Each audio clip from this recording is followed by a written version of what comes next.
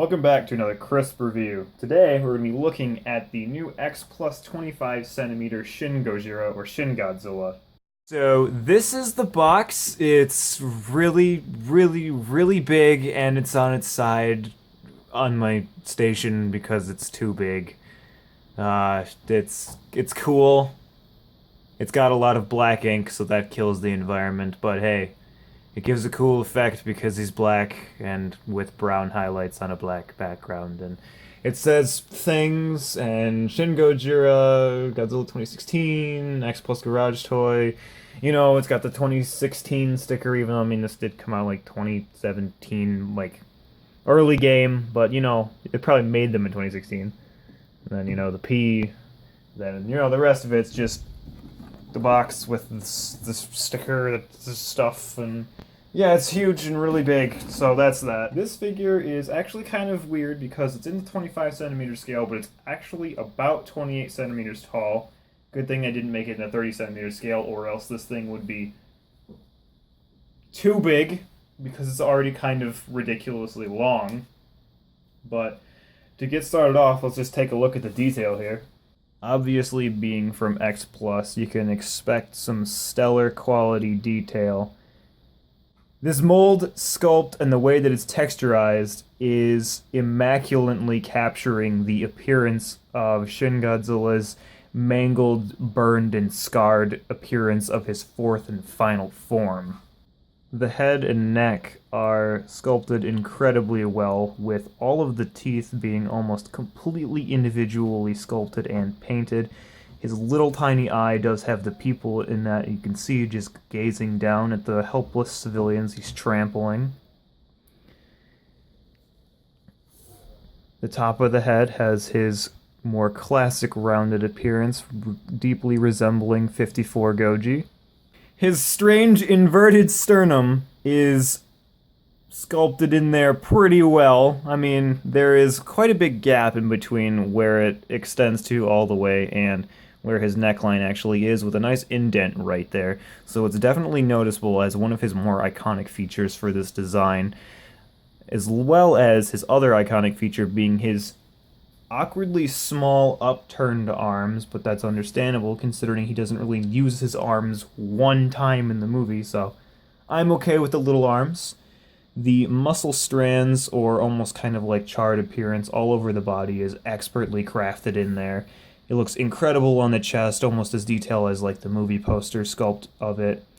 And you have this nice rippling effect going all the way down his legs. As you can see, his legs have the nice posed position that he had with the upturned, almost heel portion, pretty unique to this Godzilla, and his big toe pads and the toenails that are sticking up off the top and not actually making contact with the ground. You can see the extra toes sculpted in and painted nicely all along the feet, are on both of them, as you can tell from the ones over there. For the front of him, you can definitely tell that his legs have that very wide upper thigh area sculpt that he had, very noticeable when he was coming on land in the movie. And his arms are very tightly held to his chest. For his spines, you can see the extra multi-road kind of feature that they had, with very nice paint application, with the black being put on top of the red here, because the figure is actually cast in a red vinyl to give it more of the glowing translucent effect. The darker paints are actually applied over top of that, giving the spines a more glowing appearance, especially the farther down you get towards his actual back region, which just makes it look incredible. The spines themselves are very excellently detailed, with the correct sizing and placement of them going all the way down. They do look very nice. As you might have figured by now, the tail is actually insanely long, which is good. It's actually a little underscaled compared to what it was in the movie, just a slight bit, but that's completely fine regarding how long this actually is. It's insanely long. The reason the box is so tall is because they had to fit the tail, and I don't know why they didn't just put it in 3 pieces, or 2 or 3 pieces. Obviously, right here is the only seam that is actually separation in the tail minus the attach point right here. So they could have made the tail bigger if they really wanted to, if they would have just made you assemble those portions as well as that one down there. For the detail on the tail, you can just see how much work was put into the tail alone on this, with the varying way the spines look transforming into their more spinal column kind of appearance right here, the way all of the individual ridges on the tail look, especially on the bottom, the amount of detail just put into each and every kind of scale portion, and that continues all the way along the tail and its vast, extensive glory of length, all the way down to the tip. And then the tip itself is kind of painted in almost like a decaying flesh kind of appearance. It's very white, like pussy color, and it kind of captures that weird mangled bone appearance that it has, whether it is the culmination of organisms like the original idea was, or if it actually is the face that is appearing right here, if you can tell. But they made sure to sculpt all of those weird and suspicious details in here very nicely, and the tip of the tail is definitely one of the more eye-catching parts of this entire piece. The X Plus Shin Godzilla really is a magnificent piece of art in my opinion. It just captures the strange and mangled appearance of Shin Godzilla so well. There's really not much else you can say. I mean, this is really, really accurate from what we actually saw in the movie, even though, you know, his appearance did vary slightly depending on the parts, but that's what happens with CGI. But other than that, this thing just captures that look perfectly. You really can't get a more accurate representation. If you're looking to get an accurate representation of Shin Godzilla in your collection, I definitely recommend picking this up, especially with the way that a lot of the accurate representations are going. The Banprestro, which is, you know, just as detailed as this, but it's slightly smaller, could be the same price or more expensive, right? Because this is right around $200 right now at the time of this recording. But I expect that to go up here in the near future, considering it was a measly $160 when it came out, and now you're looking anywhere from $200 up.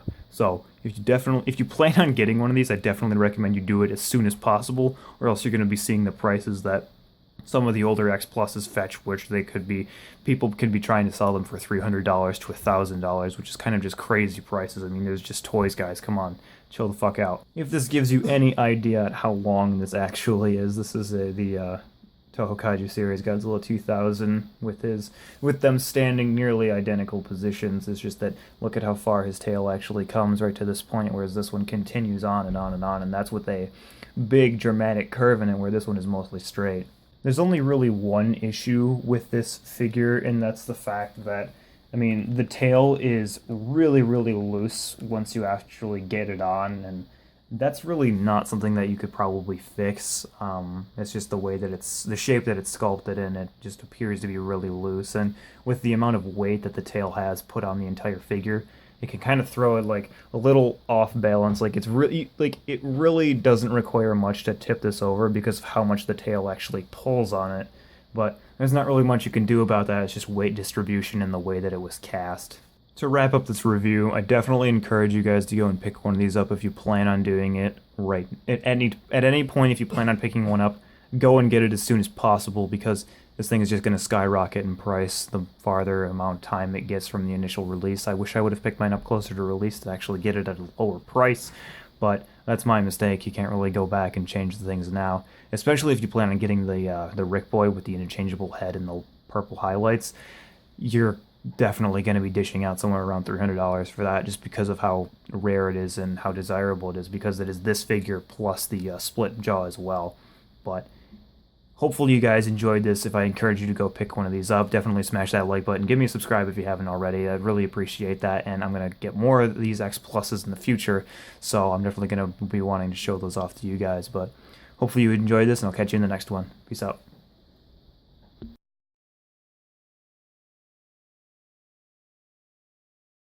The spike on his chest, which would be his collarbone, is Jesus Christ. Yeah. The spike on his neck. Jesus Christ, what is it called? What is that called? His back? No. It's his fucking, like, dick coming out of his chest. Pelvis. Is it? Oh, his chest? It's like his Sternum. yeah, his like inverted sternum. There we go.